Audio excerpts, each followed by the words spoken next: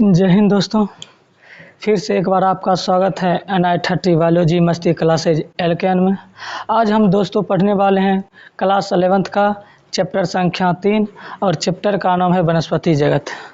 और जिसमें मेरा टॉपिक क्या है मित्रों, पादप जगत का वर्गीकरण। तो पादप का मतलब हम मित्रों याद रखिएगा, पादप का मतलब होता है वनस्पति या तो उसी को हम क्या बोलते हैं प्लांट्स।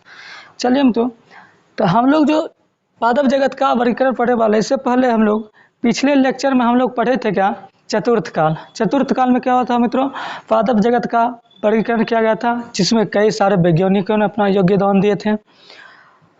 चतुर्थ काल डार्विन सिद्धांत के बाद आया था मित्रों। और चतुर्थ काल में हम जो पादप जगत का जो वर्गीकरण पढ़े, उसमें कुछ लक्षण हम लोग चतुर्थ काल में कुछ लक्षण देखे थे, जैसे जाति वृत्तीय संबंध था, आनुवंशिक लक्षण था। तो अब जो कई सारे वैज्ञानिकों ने क्या किया था, पादप जगत का जो वर्गीकरण किया था चतुर्थ काल में, उनमें से एक वैज्ञानिक का नाम आप लोग याद रखिएगा,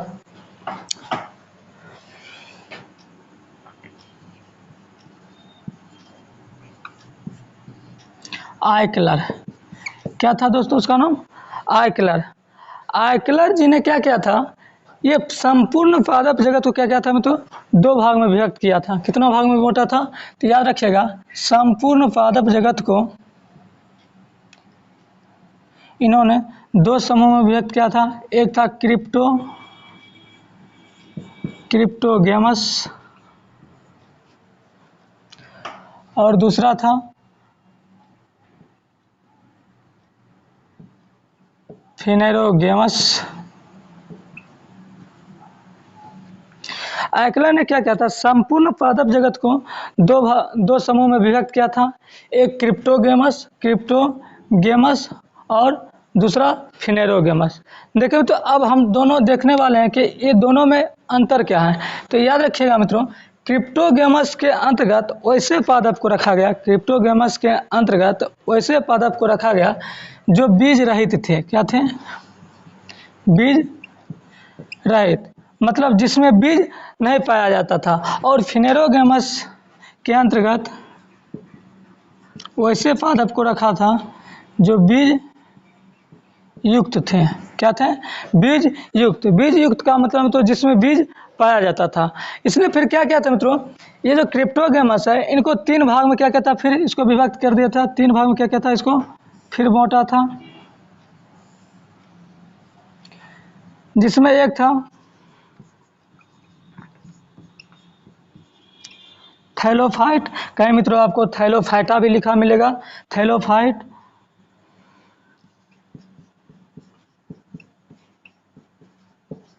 ब्रायोफाइट और एक तीसरा जो था, तो याद रखिएगा,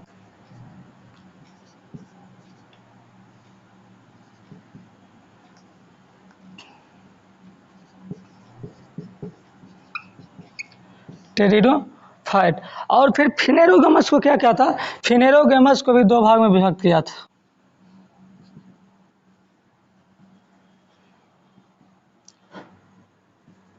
एक अनावृत बीजी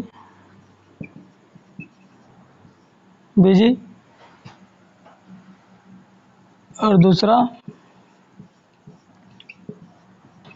आवृत बीजी। अनावृत बीजी को ही तो याद रखिएगा, हम बोलते हैं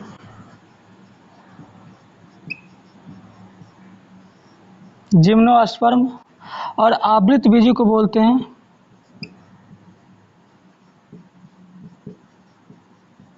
एंजियोस्पर्म। याद रखिएगा कि अनावृत बीजी को हम क्या बोलते हैं, जिम्नोस्पर्म, और आवृत बीजी को क्या बोलते हैं, एंजियोस्पर्म। तो यहाँ ध्यान रखिएगा, तो ये जो पांच जो समूह आपको दिख रहा है, ये जो पांच भाग दिखाई दे रहा है, थैलोफाइट, ब्रायोफाइट, टेरिडोफाइट और अनावृत बीजी और आवृत बीजी, इसमें याद रखिएगा केवल पुष्प जो पाया जाता है तो केवल आवृत बीजी में पाया जाता है। केवल किसमें, केवल जो पुष्प पाया जाता है किसमें, केवल आवृत बीजी पादप में पाया जाता है मित्रों, याद रखिएगा। इसीलिए इसको कहा जाता है पादप, इसीलिए आवृत बीजी को कहा जाता है पुष्पीय पादप। क्या कहा जाता है मित्रों, पुष्पीय पादप, क्योंकि केवल इसी में क्या होता है, पुष्प पाया जाता है। और ये चारों भाग जो ये थैलोफाइट, ब्रायोफाइट, टेरिडोफाइट और अनावृत बीजी, इसमें क्या होता है, पुष्प नहीं पाया जाता है। अब थोड़ा सा ध्यान दीजिए मित्रों, एक नेक्स्ट जो टॉपिक है, नेक्स्ट यहाँ ध्यान दीजिएगा, पृथ्वी पर सबसे पहला जो पादप की उत्पत्ति हुई थी, सबसे पहले जिस पादप की उत्पत्ति हुई थी वह कौन था? तो याद रखिएगा, थैलोफाइट था। कौन था? ये थैलोफाइट थे। तो पृथ्वी पर सबसे पहले किसकी उत्पत्ति हुई? थैलोफाइट की।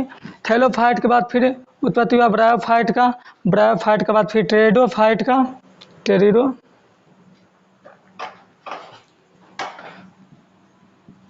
टेरिडोफाइट का। फिर टेरिडोफाइट के बाद अनावृतबीजी का। उसके बाद क्या हुआ मित्रों? आवृतबीजी का। इसलिए आधुनिक पादप जो भी कहा जाता है मित्रों, अगर आधुनिक पादप पूछे तो किससे कहा जाता है? तो याद रखिएगा मित्रों, किसको? आवृतबीजी को। और प्राचीनतम पादप अगर पूछा जाए किसको कहा जाएगा? तो मित्रों थैलोफाइट को।